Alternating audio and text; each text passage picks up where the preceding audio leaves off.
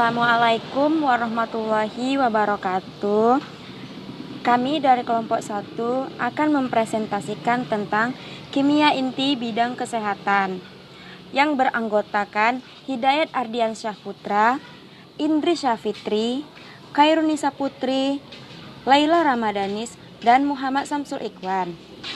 Baiklah, saya tidak akan memperpanjang kata mukadimah saya. Langsung saja masuk kepada apa itu kimia inti yang akan dijelaskan oleh Laila Ramadanis. Kepada Laila Ramadanis saya persilahkan. Baiklah, di sini ada yang tahu apa itu kimia inti.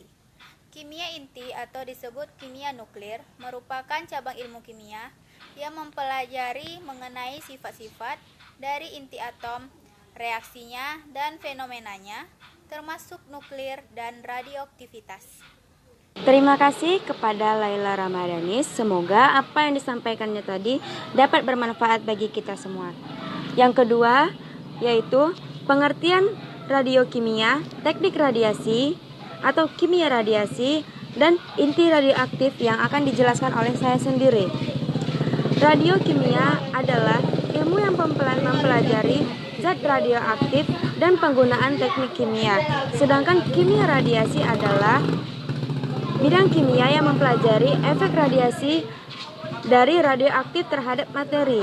Yang ketiga, inti radioaktif. Inti radioaktif adalah unsur inti atom yang mempunyai sifat memancarkan salah satu partikel alfa, beta, atau gamma. Yang kedua, sejarahnya yaitu pada tahun 1896, Becquerel mengemukakan bahwa senyawa uranium yang memancarkan sinar tampak dan yang tembus itu adalah bahan, dan yang tidak tembus adalah cahaya, serta mempengaruhi emisi fotografinya. Dan ada lagi 1896, Marie Curie mengemukakan bahwa bahan inti uranium itu memancarkan suatu partikel. Selanjutnya pengertian neutron dan proton yang akan dijelaskan oleh Laila Ramadanis. Kepada Laila Ramadanis dipersilahkan. Neutron merupakan partikel tidak bermuatan listrik yang dihasilkan dalam reaktor nuklir. Tidak menimbulkan ionisasi, namun menghasilkan energi. Sedangkan proton ialah inti suatu zat yang bermuatan positif dalam radioterapi untuk menghancurkan kelenjar hipofisis. Terima kasih kepada Laila Ramadanis. Semoga apa yang disampaikannya dapat bermanfaat bagi kita semua. Baiklah, selanjutnya itu sinar gamma yang akan dijelaskan oleh saya sendiri. Sinar gamma merupakan hasil disintegrasi inti atom yang memancarkan sinar alfa dan berbentuk inti baru dengan tingkat agak tinggi. Kemudian transisi ke tingkat energi yang lebih rendah dengan memancarkan sinar gamma.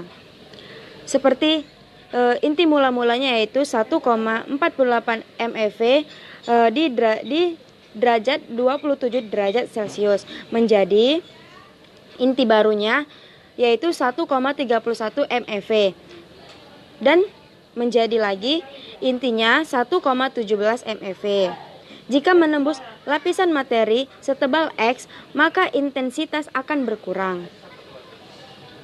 Selanjutnya yaitu radioaktivitas yang akan dijelaskan oleh Hidayat Ardiansyah Putra. Kepada Hidayat Ardiansyah Putra saya persilahkan. Baiklah, saya akan menjelaskan mengenai radioaktivitas. Radioaktivitas adalah proses di mana inti atom yang tidak stabil kehilangan energi dengan memancarkan radiasi berupa partikel alfa, partikel beta dengan sinar gamma yang terjadi pada konversi internal. Adapun mengenai radioaktivitas adalah yang pertama yaitu reaksi yang menyangkut perubahan pada inti disebut reaksi inti atau reaksi nuklir. Yang kedua yaitu reaksi nuklir terjadi secara spontan ataupun buatan.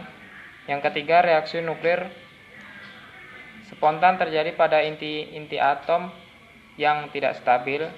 Dan yang terakhir yaitu zat yang mengandung inti tidak stabil disebut zat radioaktif.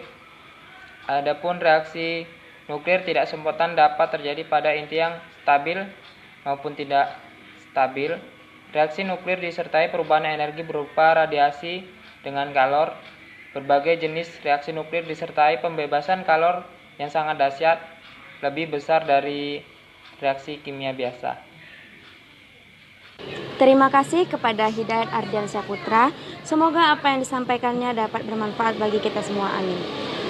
Selanjutnya yaitu pengertian radioisotop sebagai sumber radiasi di bidang kedokteran, sterilisasi, radiasi, dan terapi tumor dan kanker yang akan dijelaskan oleh Indri Safitri. Kepada Indri Safitri saya persilahkan.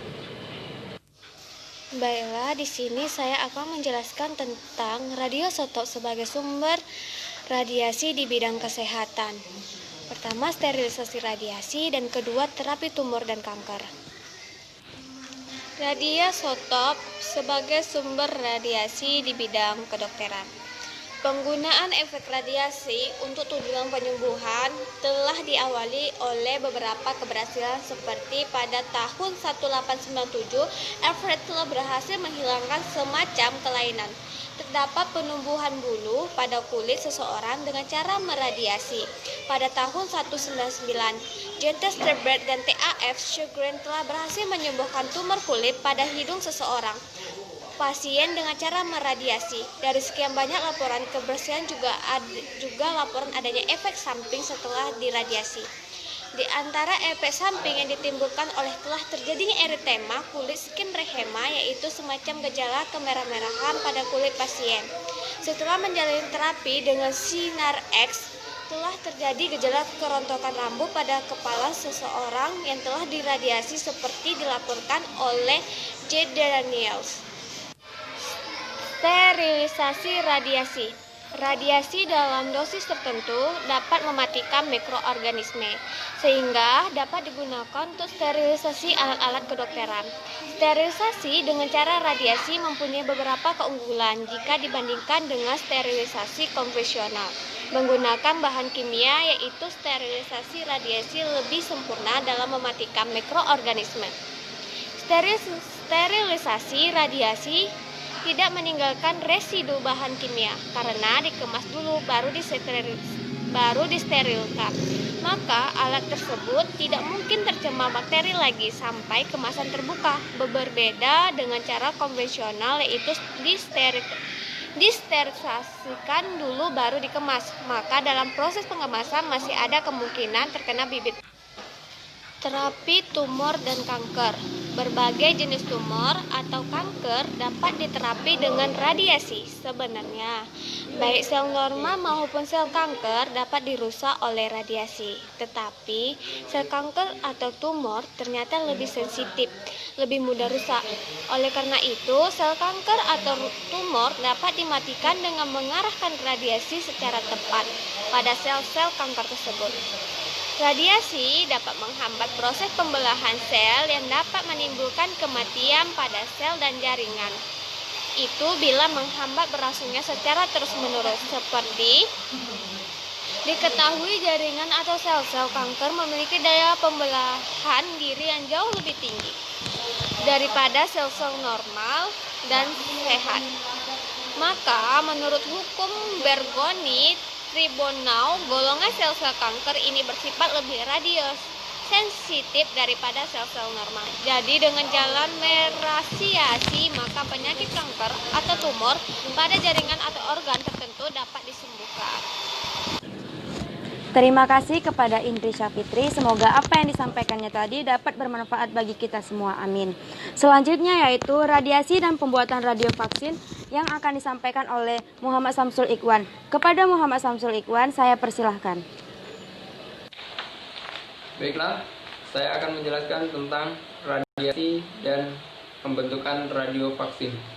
1. Radiasi dapat melemahkan mikroorganisme ataupun penyakit yang selanjutnya dapat digunakan untuk pembuatan vaksin dari penyakit tertentu. 2. Vaksin yang diperoleh secara demikian dikenal sebagai radiovaksin. Contohnya, radiovaksin penyakit tidur di Afrika dan radiovaksin untuk penyakit pada hewan ternak dan lain-lain. Terima kasih kepada Muhammad Samsul Ikhwan. Semoga apa yang disampaikannya tadi dapat bermanfaat bagi kita semua. Baiklah, hanya ini yang dapat kami sampaikan atau hanya ini yang dapat kami presentasikan dari kelompok 1. Bila ada kurang kami mohon maaf. Saya sebagai moderator undur diri. Wabillahi taufiq wal hidayah. Wassalamualaikum warahmatullahi wabarakatuh.